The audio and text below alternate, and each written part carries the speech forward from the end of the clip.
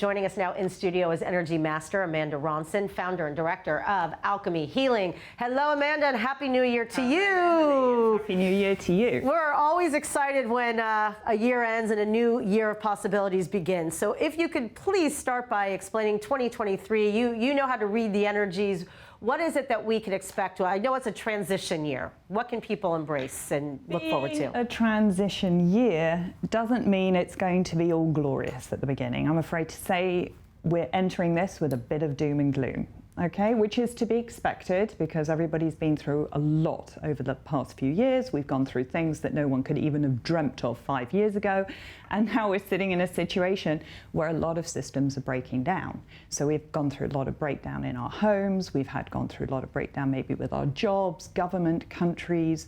You know, we've seen war, trauma. We're seeing a lot of things that we're coming through from. So now's a year of transformation. Okay, right. Some it's going to happen earlier, some later, but our old systems and our old ways are no longer working. Ways we dealt with things are no longer working. Our belief systems are no longer working. Where we thought we were going to be is no longer there. So a lot of people have lost direction, some even lost hope. But now, beginning of the year, we've got to start bringing in the hope and trying to break through all the things that were blocking us, right, and that we had in the past and were freezing us, and moving through to the new. And a lot of numbness, a lot of PTSD. I mean, not just Corona, but yeah, we're seeing so much happening, and violence and wars and this and that. So how is the awareness of knowing it's kind of a transition year to help us kind of recalibrate?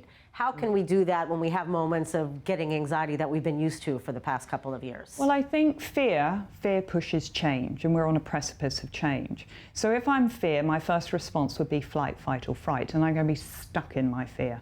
So obviously then that can't last forever. So we have to start dealing with our issues. We have to start dealing with our problems. We have to get help. And the good news is there's lots of help out there. We've got increasingly newer therapies, newer ways, newer healing techniques, coaching. You know, we've got a lot that we can do to start going inside and moving that blocked energy. That blocked energy is the fear. So we just need to start going through the fear, addressing it, and then we can start moving forward and moving through. So obviously the fear, we start questioning, we start looking inward, we then start looking for solutions, and then we're going to move to a new way. So I'm not saying the old way was right. Not the way we were doing it before was not necessarily right.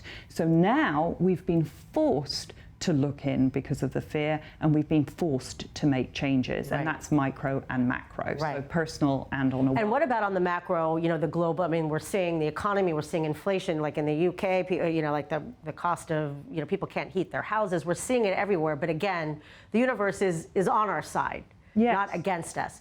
So what do you make of that? Are we going to see more economic tumult and the markets changing and going up and down? Yes, we have to look at things that they're happening for the good.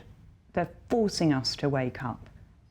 We can't think that, you know, using Earth's resources, we're going to be okay with it. We have to find solutions. We have to find new ways, new techniques, we have to readdress a lot of the situations that we've put ourselves in, because a lot of it we've put ourselves in.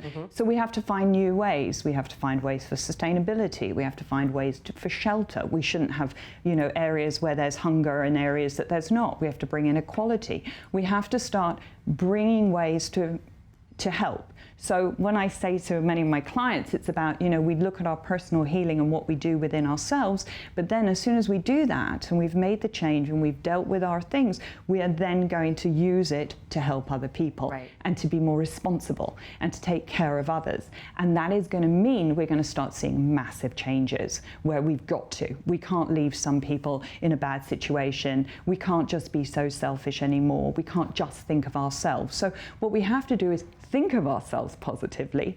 In other words, me too, taking care of me, finding my happiness, what's good for me, and then... And finding our own happiness is not selfish. Like, that's also something old that we're led to believe, that like, if you're thinking about yourself, you're being egocentric or selfish. Explain why that's not good for anybody. No, it's breaking down of a belief system. The time's come where we've got to change the way we believe about things. Everything has changed. How we perceived marriage, how we perceived parenting, how we perceived many things today have changed. So we have to get rid of our belief systems, the way that other people took responsibility for us. Other people could find my happiness, whether that's in partnership, or you get, self-worth through your children, or you believe, oh, my government knows what's better for me. Change, change, change. Wake up. We're being forced to wake up. It's almost like we're on a cliff, and now we can choose. We can jump, or we can start taking a whole new way of being. Right. Amanda Ronson, thank you so much, as always, and Happy New Year to you. We'll see you back here soon.